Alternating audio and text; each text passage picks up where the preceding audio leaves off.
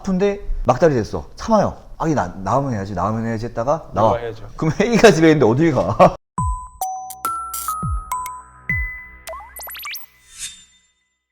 안녕하세요. 안녕하세요. 덴탈 프렌즈입니다. 옥쌤 와이프분 임신하셨으니까 치과 치료 자주 받으셨나요? 두 분 다 치과에 사시니까 거기에 대해서 잘 알고 계실 것 같은데 오늘은 임신 전후 그리고 임신 중 이럴 때 치과 치료를 어떻게 해야 되는지 근본적으로 언제 하는 게 제일 좋을까요? 이상적인 답은요. 미리미리 해야 그렇죠. 네.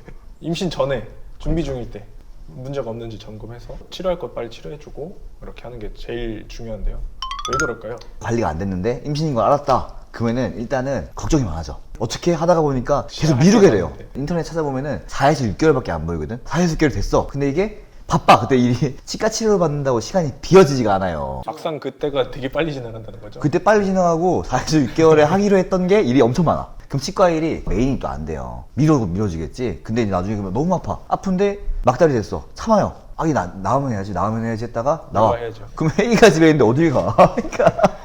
그러니까 안 돼.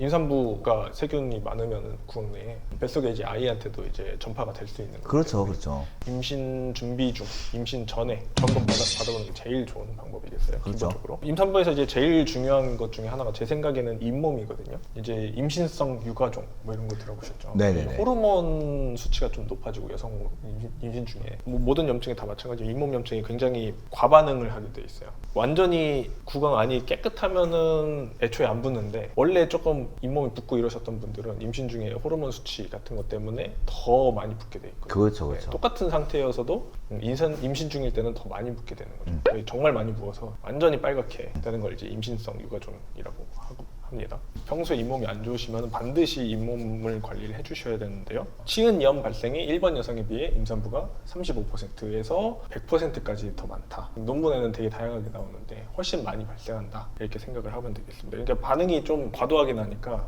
사랑니 붓는 것도 잇몸 염증이니까 짚고 그쵸. 넘어가야 되는데 그렇죠. 사랑니가 이제 임신 준비할 때부터 좀 많이 붓고 있다라고 하면은 사실은 좀 빨리 뽑아주는 빨팽이 나죠. 네. 임신 중에 아파버리면 또 응급한 경우가 맞아요, 생기기 맞아요. 때문에 그럼 염증 생긴 경우에 이제 응급처치가 약을 써야 되기 때문에 그게 조금 힘든 부분이 있겠죠.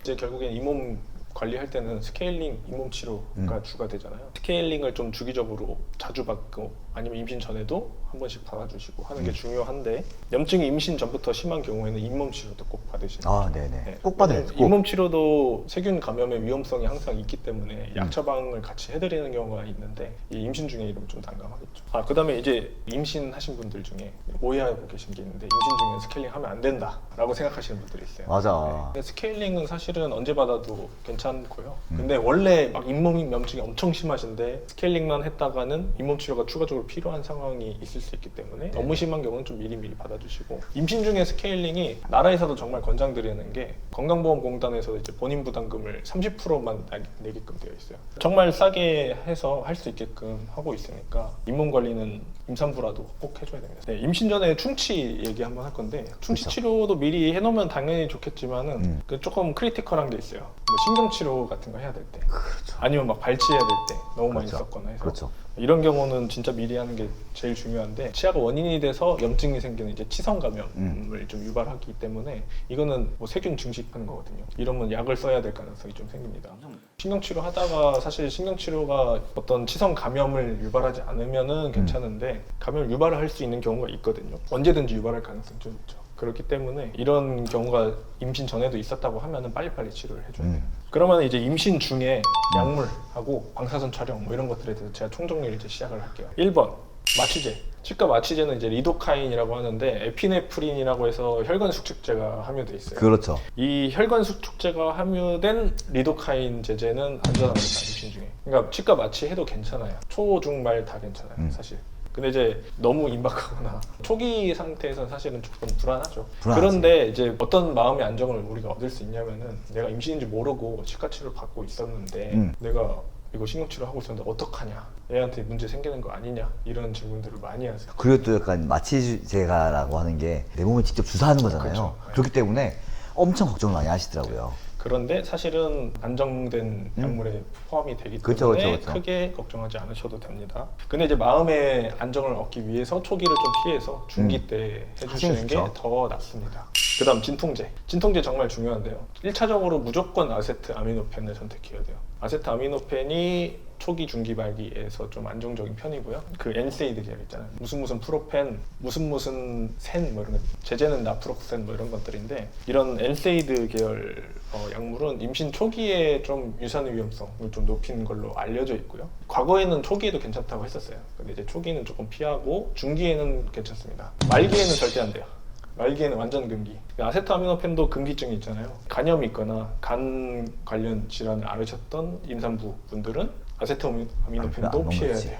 중기에 이제 엔세이드 같은 이부프로펜 뭐 이런 것들 먹을 수도 있겠지만 주치의와 상의해서 꼭 드시길 바랍니다. 한 가지 오해가 있는데 주사 마취 안 하고 나는 도포 마취제만 바르고 치료를 하겠다. 그건 정말 위험하죠. 그거 진짜 위험한 거지. 왜 그러냐면 이제 도포 마취제 성분이 자일로카인이라는 건데 FDA 분류상 C등급이야. 리도카인은 B등급이에요. B등급 이상이면은 이제 괜찮습니다. B나 A는 괜찮은 편인데 C등급이 A는 오히려 사실 예. 하나밖에 없는 걸로 제가 알고 거의 있어가지고 없죠. 뭐죠? 물 철분제, 엽산 그거만 A고 나머지는 다 B이기 때문에 B 정도면 정말 안전한 약물이에요. 거고 네. 오히려 그냥 여기 잇몸 바르니까 주사보다 훨씬 낫겠지라고 생각해서 치과 의사들도 많이 몰라요. 오히려 혈관 수축제가 들어간 주사 마취가 훨씬 안전합니다. 그다음에 이제 제일 또 중요한 거 방사선. 방사선 방사선은 임산부 아니신 분들도 엄청 꺼려요. 치과면은 방사선 진짜 되게 엄청 꺼려요. 꺼려하시더라고요. 맞아요. 근데 제가 오늘 한번 정리를 좀 해드릴게요. 수치로. 치과용 방사선 설량은 되게 낮아요.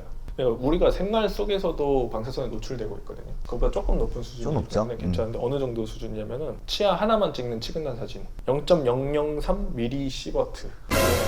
파노라마 이 큰 사진 찍는 게 0.011 밀리시버트. 미리 욕하는 거예요, 미리? 밀리시버트. 근데 연간 노출되는 이제 허용 방사선량이 왜 이렇게 좋았어요? 1밀리시버트예요, 1밀리. 1년 동안 치근단 사진 300번 찍어야 허용치 수치 노출 넘어가는 그거 되는 거네. 300번 찍는 거는 치과 종사자들이 위험한 거기 때문에 피검사자는 크게 신경 안 쓰셔도 됩니다. 저희가 사실은 그 위험에 노출되어 있지 그쵸. 네, 여러분이 노출되어 있지는 않기 때문에 크게 걱정 안 하셔도 되는데요. 근데 이제 임산부 같은 경우는 납방호복을 입으면 이제 방사선 노출로부터 좀 보호가 되기 때문에 꼭 필요한 경우에 한해서 그렇게 촬영을 하면은 사실은 그냥 노출됐다고 해도 생활 속에서 노출되는 것과 큰 차이가 없는 정도다. 정말 장비들이 좋아졌어요. 많이 찍어도 사실 문제될 정도로 노출되지 않는다. 임신 전에 한번 잘 찍어서 그러니까 잘 검사해 찍어서 주시고 미리미리 관리하는 게 중요하죠. 정말 좀 급해서 빨리 원인을 알아야 될 때는 네네네. 야간 사진으로 찍는 것 자체는 크게 문제가 되지 않는다. 여기에 마취하고 치료까지 가능하기 때문에 크게 걱정하지 않으셔도 되는 거죠. 마지막으로 이제 출산 후.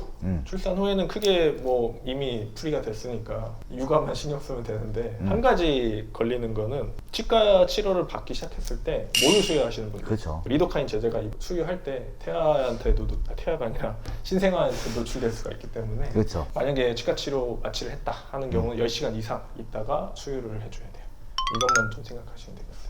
오늘은 임산부 전, 중, 후 어떻게 관리하는지에 대해서 좀 알아봤습니다. 스케일링 열심히 받아주시고요. 감사합니다.